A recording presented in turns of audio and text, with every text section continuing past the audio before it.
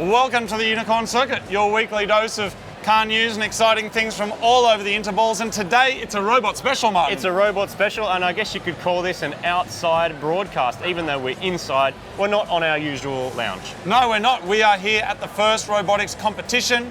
And this is amazing. This is kids making robots and doing all sorts of cool stuff and then battling them. So we're going to be getting a little bit more into that later. But Martin, it's been a big week. Of course, the biggest story in Mighty Car Mods news this week has been Ubisoft and the chop sticker appearing on the Subaru Ritsu cars that lots of you guys have sent us hundreds and hundreds of comments about.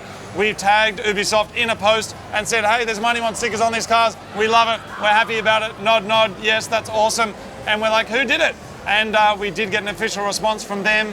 They're investigating. They said we're heading to Paris to have a chat with the Paris team, and we're expecting to hear back from them soon, hopefully to either celebrate or to not celebrate the person who did it, and maybe even to get some games to give away for you guys. I don't know. That'd be cool. We're trying. That'd be cool. We're trying to do something for you guys. We ourselves did buy a copy of it. It hasn't arrived yet in the mail because we're in Australia. I reckon we should play it. We should go back to old school Unicorn and have a go of it and try and find it. We will. We're gonna play. That's Tom Clancy's Ghost Recon Wildlands. There's a Mighty Car Mods Easter egg.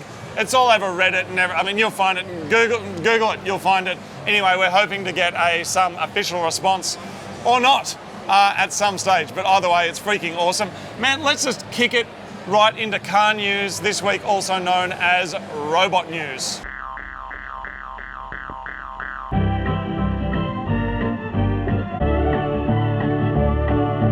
So this week on car news, otherwise known as robot news, there's just some crazy awesome stuff that we want to show you, so we're just going to jump right into it. Can you give us in a nutshell a bit of an understanding of what this competition is all about and what happens today? Yeah, sure thing. So we're here at the first robotics competition in Sydney. This is one of two tournaments that's happening in Australia. There used to only be one. The tournament has grown so much. There's so many more teams in a competition that sees high school students build a robot over 6 weeks. They're given a design brief at the start of January. They have 6 weeks to build, design, program, Only 6 test. weeks? I mean, these robots are epic, man. Like, they're amazing. They're built in 6 weeks. I mean, you guys can build a car in 2 hours. This is 6 weeks, and these robots are absolutely incredible. And it starts with 15 seconds of autonomous programming, where the robots will follow instructions that are pre-programmed, and then the drivers take over and they need to complete various tasks. For example, scoring fuel into boilers, which are represented by those wiffle balls. They've got to score rotors into the airship to prepare it to take flight. And then finally, at the end of the game, the most exciting part, the pilots will lower ropes from the airship, and those robots have to climb up onto those ropes to prepare the airship for flight. Rowan, thanks for showing us your robot. Can you tell us about what this is and how it works and what you did? Yeah, absolutely. So this is Bunsen. This is our robot for the FLC 2017 competition. Basically, we approached it with the same chassis as we did last year. Last year we had a very similar chassis, the 6 wheels. Last year we actually had pneumatic tyre set up because we wanted to go over terrain, and that provided extra grip. This year it's not so much about grip, it's more about mobility and agility and getting around the course, and obviously using our arm here to actually put gears on the rotors. Amazing. Can you show us like inside, like how this works? Absolutely. So here we have the Robo Rio, which is basically the brains of it. It's just a massive circuit board that runs the code that I write for it. You're the programmer, yeah? So you're in charge of, its any autonomous functions and how it moves? Yeah, so we just started we had autonomous in the last competition, but it wasn't very advanced. This year I've actually started writing in switchable autonomous modes that you can actually change in between matches to suit different environments. How old are you, Ron? I'm 17. This is epic, man. It's so cool. Yeah. I've been doing programming and stuff since I was 11. I started with Java, which is what we run on this robot. This is the power distribution panel, which basically just provides power from the battery, basically a 12-volt battery, to pretty much everything. We got 2 very large motors with some gearing in here to power this wheel, which actually belt drives the other wheels. Okay, so it's all-wheel drive? Absolutely, yeah? All-wheel drive. Amazing. So we've got 6 PWM motors. I'm not sure what these are 2 or 4. I don't think we're actually using these at the moment. PWM meaning pulse width modulation, so it's sending out a regular signal that you can somehow control? Yeah, so basically, think of it like beeps. Like short beeps is like little power, long beeps is, large, more power or a larger duration of power. So the bigger the beep, pretty much, the harder the motors will spin.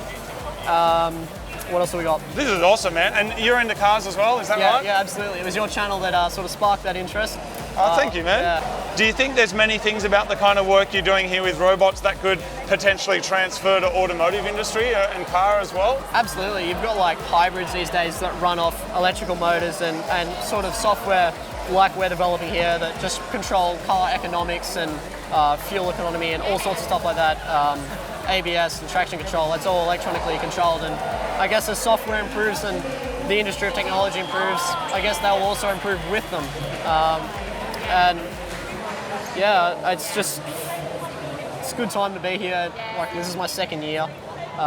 It's fantastic, man. Like, it's like what you guys have done, you should be so proud of. And like, this is just incredible, and we can't wait to see how it goes. So thanks so much for your time. Oh, absolutely. And Thank good luck you very today, much, man. So where do you think this will lead for you guys? Like, what do you want to do with all the skills you've learned, and where do you see it going? Most of our girls actually want to be engineers now.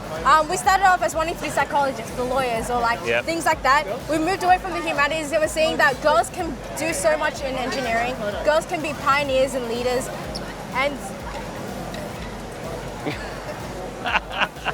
girls can be leaders and pioneers in engineering. They can pave the way through a male-dominated industry, and they're seeing that it's actually an option for them, and they don't have to stick to medicine. They don't have to stick to law. Just like you, we kind of learnt by playing in the garages and working out stuff ourselves. We're not mechanics and we're not engineers, and what I just want to say is that it's been so inspiring to see what you've done, the way you work as a team. You've got private schools, public schools, schools from urban areas, rural areas, girls teams, and it's incredibly inspiring to see what you guys do. It's just amazing. What is the one thing you're going to take away from today? The thing you're going to go and tell your mates about? Well, we're always talking about, where cars are going, what's happening, because obviously that's something we're really interested in. And we're always talking about how stuff's going electric, stuff's going automated, all this programmed and self-driving stuff. And to see like people who are at school programming these things to do what we do here in remote control is really exciting, because we think that's going to be what we're going to see in the future, and it's going to be you lot that are actually making this stuff. And we'll be driving a car around one day going, wow, this is because of like something like this.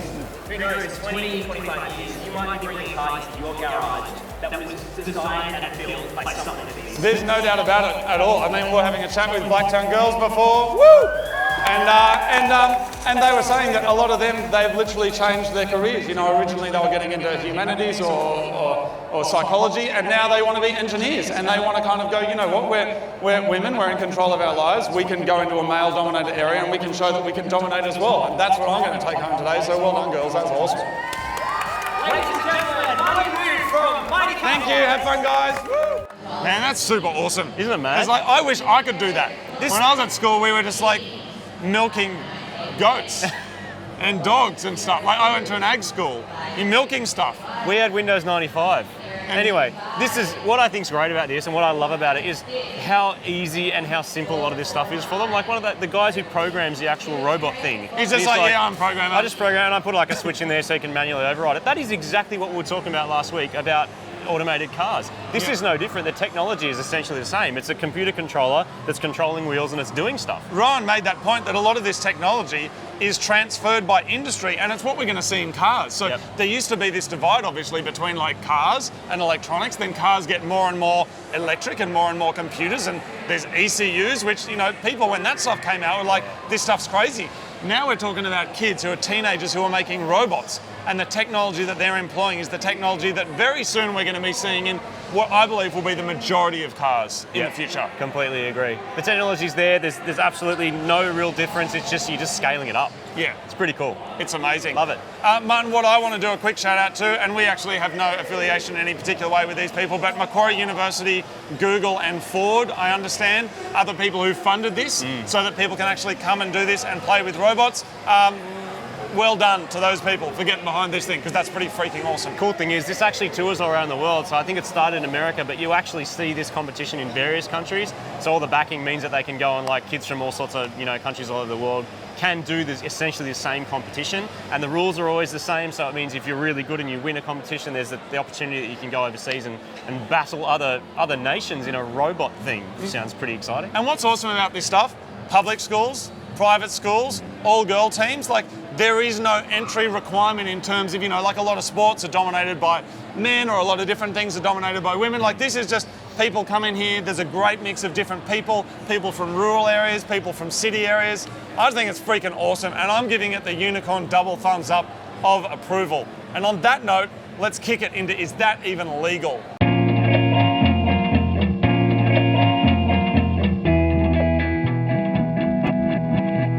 Now, Martin, this week in Is That Even Legal, we're on our way to Europe again, mate. Again? And we're on our way to Switzerland. Is this an old law? I don't think so, because it's related to cars, mate. Okay. So in Switzerland, it is an offence to close your car door with volume after 10 o'clock at night. With volume. Illegal. So don't, press it shut, don't slam it? Do not slam your door after 10 o'clock at night. And apparently if you're a man, do not stand up to go to the toilet after 10 o'clock at night. Noise restrictions. Noise restrictions. And while you're at it, don't flush your toilet. If it's yellow, let it mellow. If it's brown, flush it down, except not after 10 o'clock in Switzerland. And they make delicious chocolate, speaking of that. Anyway, there it is. That's this week in Is That Even Legal? And next up, Martin, what are we kicking into? Is it my crap car? I think it might be time for my crap car.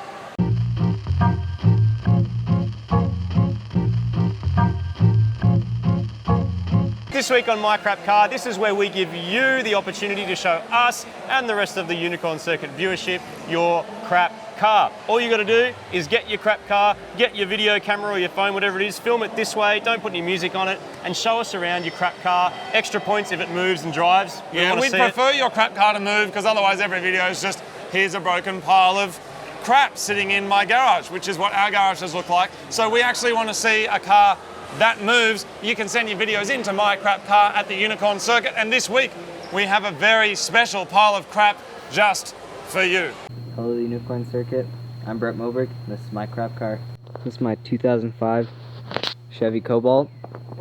I turned it into a Nissan because I love that JDM life. I call it my Nissan Grunky. I had those canards on there, as well as that front lip for all that downforce. Toe straps. It's a dog leash, but it looks like a toe strap. Put that vent on there, and it's definitely useful. As well as that wide body. Gives that WRX look. Those side skirts I actually made myself. They just look like gutters, and they're all rusty and muddy now. I made that 3-tier spoiler as well. Adds a lot of downforce. That exhaust pipe, the turbo whistle, those racer stickers on there add loads of horsepower. Now if we go into the interior, sticker bombed the shit out of everything, like literally everything. Spray painted all the interior parts, threw 4 subwoofers in the back, so that rattles. Got a little whale dude, a little pink guy up there. Now if we go in, open up my hood, I'll be able to show you guys that VTEC 4.2 liter V8 that I dropped into it last summer. Wow, ain't she a beaut? I haven't dynoed it lately, but I'm pretty sure it's putting out at least 1500 horsepower with all those stickers inside. Now let's hear it rumble. Let's go ahead, give this a brap. Hear that awesome exhaust.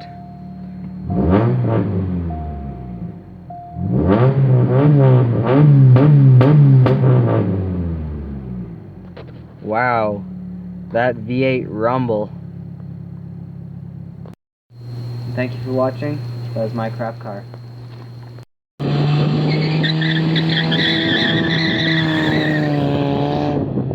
I love this section, man. It's awesome. One of my favorite things. It's great. I love seeing it because it takes me directly back. Martin, I think what we Actually, need it to doesn't do... take me back. It takes me back to yesterday. We need to extrapolate the My Crap Car section, raise it up and celebrate it. I think so. we should make our very own show called My Crap Car, where we just feature your crap cars. Would you like to see that? I'm serious. If you guys want to see a special where we just focus on some crap cars each week and talk about how crap they are, please let us know. If you want to do it, we're going to do it. If you don't want to, we might anyway. I'm keen. So There's so many cool ones coming through. Keep sending them. They're amazing. Martin, next up, let's kick it into weird stuff from Unicorn.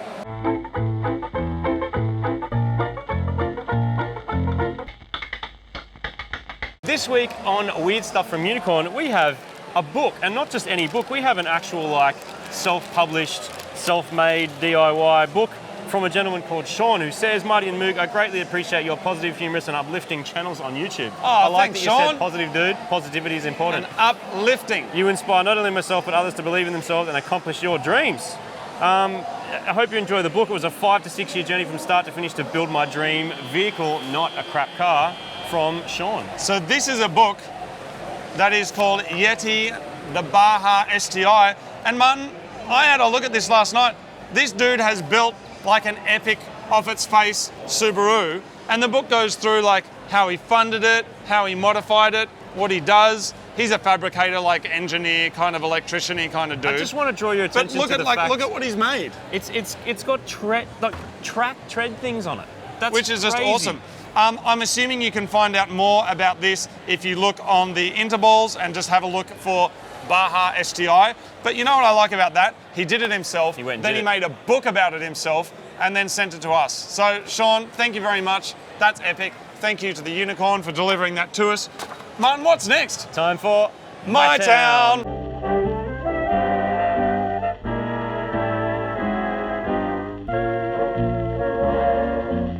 This week in mytown, we're visiting a delightful part of the world, also known as... the place in the mytown video. And of course, we're going to be seeing things such as... The place that the person really likes to go, and that place that has the food that's great, and that landmark. and the story about the time they did that thing. Here it is. This is mytown. Hi, Marty and Moog. My name's Wes Tripp, and this is for the Unicorn Circuit, mytown. Lincoln, California is put on the map here by this place here. This is a clay factory, and they make clay pipes and also decorative facades, all made from clay. Bringing you around town in my 60 Chevy pickup.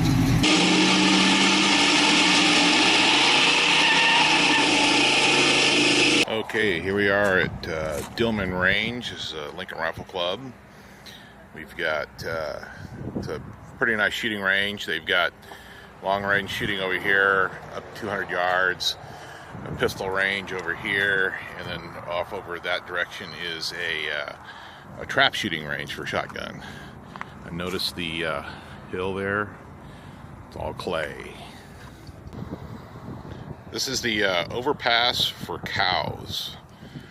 When they put this road in to bypass Lincoln, they cut this farmer's land in half, and so they built him an overpass to run his cows back and forth. And this is my workshop where I've been working on my Buick GS 400, 1967. Just rebuilt the engine, 455 cubic inches. High school rodeo arena.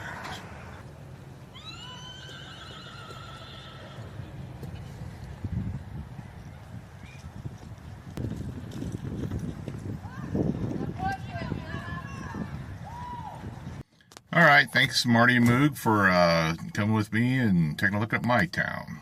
So there it is. That is mytown, my other favourite segment of the Unicorn Circuit, and we would love to see your town. You can let us know all about your town by sending us a video at mytown@theunicorncircuit.com. Put your phone this way. Don't put any music on it. Try not to like film where there's wind and crazy stuff, because then we can't use the audio. And make sure you say, hello Unicorn Circuit, this is mytown. We also want to say, I think we may have mentioned this last week, shout outs to Malta, who I understand you lost that special landmark that had brought a lot of tourists in and stuff to your town. That was actually very sad. We featured that a couple of weeks ago on the show. Weather had come in, knocked it down, gone. And we promise to do our absolute best to watch the mytown before we film this. We get so excited and then we forget to watch the thing, and then we find the thing and then we don't watch it, but we're gonna. You know what? Do you know what? Oh, look, let's just be honest. Let's get real. Let's drop the third wall, the fourth wall, the fifth ball, whatever you want to call it. Because we're here today, we haven't actually had a chance to see the mytown video that we just featured. But we're gonna pick a mad one and do that weird like time messing with time where now is actually later, which was before.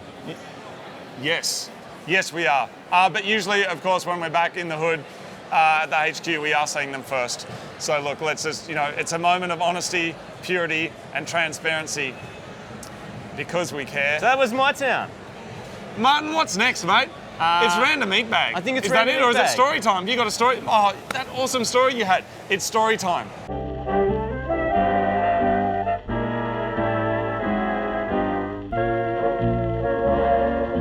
This week on Storytime, I have a little tale that involves a little car with a very man. big heart. And it arrived today on a truck from Dose Vader's workshop. That's so right. What car could that be? It's the Mini, that's right, you guessed it. And it arrived today on the truck with its VTEC madness. Started first pop, drove straight off, drove up, we took it around the block, and I love it. It was It's triple a little underpant bit, wearing little bit occasion. scary because it's fast. It's crazy It's fast. We're having a conversation as we're driving it around about tuning it to make it slower. Well, I didn't realise, so we're driving and it's like squirrely and it's got all this power and he's like, it hasn't even hit VTEC yet. Yes. That's See, gonna be amazing. VTEC can often be disappointing when you're used to driving fast cars. Didn't you know? Come on, you know what I mean. You know what I mean. When you've driven turbocharged cars, Yeah. like when we first drove the S2000, we're like, oh, when does the fast bit happen? Yeah. Remember? And, oh, it already happened. Yeah. Yeah. Until you get used to it and until you understand what's going on. So if you Because you pull- got to wring the balls off it. If you pull 600 kilos of weight out of your Civic, Yeah. it probably feels pretty extreme, which is what it feels like in a Mini. Yeah. And that's not even like completely finished. Like that's got some work to do, but Yeah. wow. Anyway, So there's going to be more on that soon. that's my story, and I'm pumped, and it's hanging loco, which means local. Here's the other bit of news for story time. We put up a photo of the Corvette on Facebook because it didn't Oh. have a name yet. And we said to everybody, someone needs to name this car. Have we got any ideas? Top comment was Dominic Corvetto. That's That's a 10 Fast and points. It Furious had like reference. 1,000 likes instantly. That was of, like, a amazing. comment. And everyone's just like, I'm out. Just like drop the phone. It was amazing. Drop the phone. So that Corvette was a very interesting build. What you're seeing, I mean, that was real. Like, that was a few hours worth of work. We hadn't seen the car before we worked on it. We hadn't driven it. In fact, maybe we'll do a whole video about that. That's probably, maybe we'd do a bit of a thing about, because there's Yeah. lots of footage we didn't use and burnouts that weren't shown. It's not and the stuff kind like of that. situation where people go, guys, take a week, do whatever you're gonna do. They're like, Get out. clock sticking dudes. Get out. Get out. Anyway, there it is. Let's wrap this thing up with Random Food, eat eat. bag. that.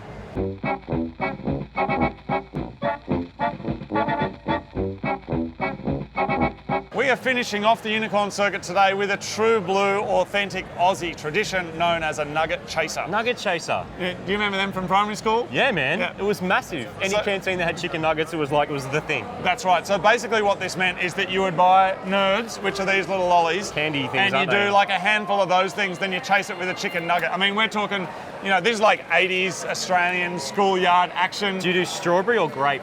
We'll, or you both? well, back at my school, like people, depending on what team they were in, to do the thing. But the authentic nugget chaser, of course, a handful of both. Yep. So we've got some nuggets down here, Martin. So you get a handful of nerds. Oh. You chuck them in, then you chase it with a nugget. Now, there is science to this. This is not like kids just making something up, but I mean, I don't know why people do this, but the fact is, I've never done it. I've seen people doing it. You've never done a nugget I didn't chaser? get lollies when I was a kid, man. Oh I my was sucking God. goat's milk straight out of the You had tea. to bring your own nerds because the canteen wouldn't sell nerds, but they would sell nuggets. So and give us you a had handful to, of you nerds. had to be your own nerd. No, I didn't get lollies when I was a kid, so it's a good flavours? handful like that, of both flavours. Here we go. And then There is- grab your nugget.